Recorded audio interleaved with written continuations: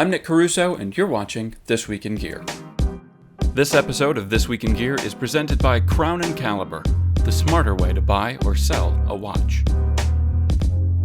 We continue to soldier on in our working from home isolation, but thankfully there is no stop to the product news out there in the world, and that's good news for all of us. First of all, we've been covering a lot of what our staff uses to make coffee. As you can imagine, we have a lot more time these days to work on brewing the perfect cup every morning, and we've been reporting all of that on Instagram. So I'd like to run through a few of those stories right now and show you what products we're using to make the perfect cup.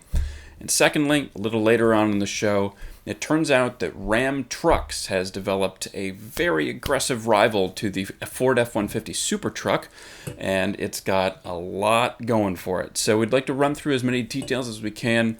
All that is later on in the show. But first, if you want any information about anything that's going on right now, anything we're talking about, and any products we cover in this episode and beyond, check the description of this video below for links to our online coverage. And of course, follow us here on YouTube so you never miss any video news and reviews. Lastly, we hope you're all doing well and working from home just like we are, keeping our heads above water and staying positive. With that, let's get started.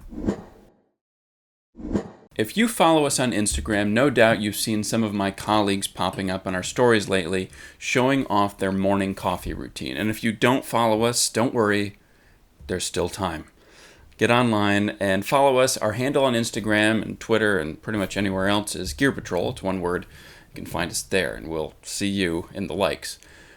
But the stories that we're featuring of my colleagues making their coffee are really fun. Everybody's got a different method, and everybody uses a lot of different products to make their coffee every morning. So let's run through a few of them and keep your eyes peeled for more in the future.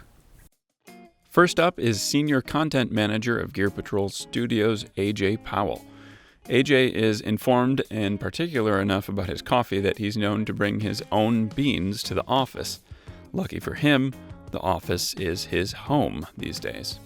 His gear includes a Breville Barista Touch espresso machine, beans from Brooklyn-based Oslo coffee roasters, and real Vermont maple syrup to sweeten the deal.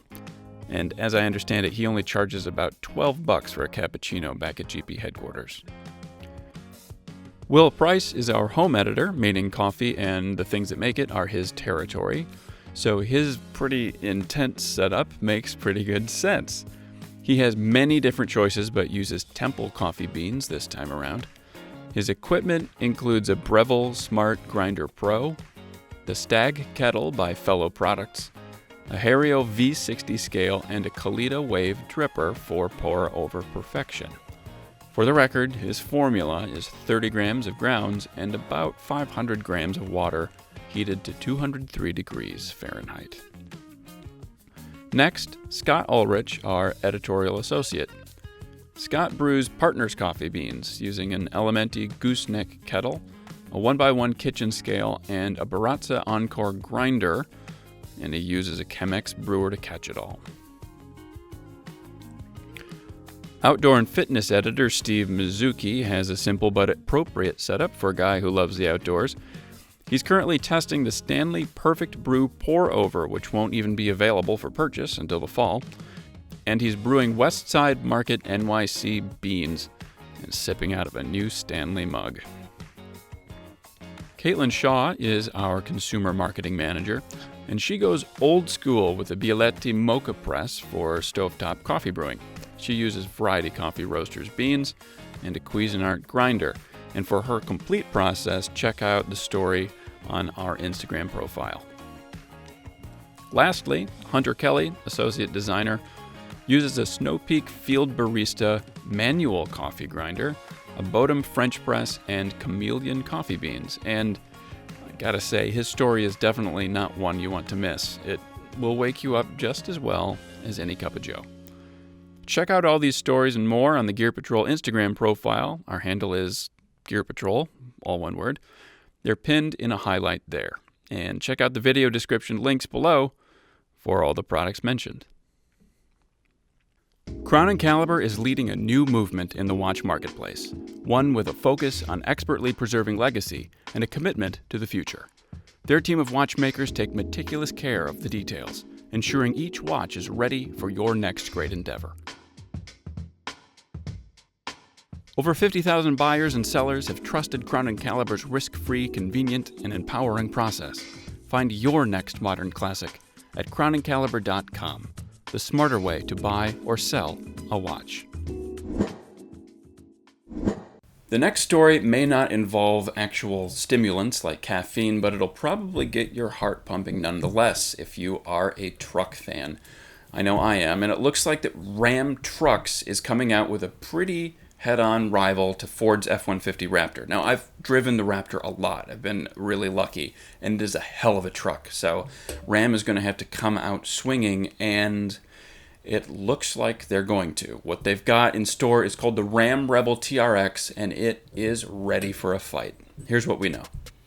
First and foremost, you likely guessed that the TRX will be powered by Chrysler's Goliath 6.2-liter V8. It's made famous in the Hellcat lineup. In most trims, that engine makes 707 horsepower, and it may even make more in the truck. If that's the case here, it is a big contrast to the current Ford Raptor, which uses a twin-turbo V6 that makes 450 horsepower.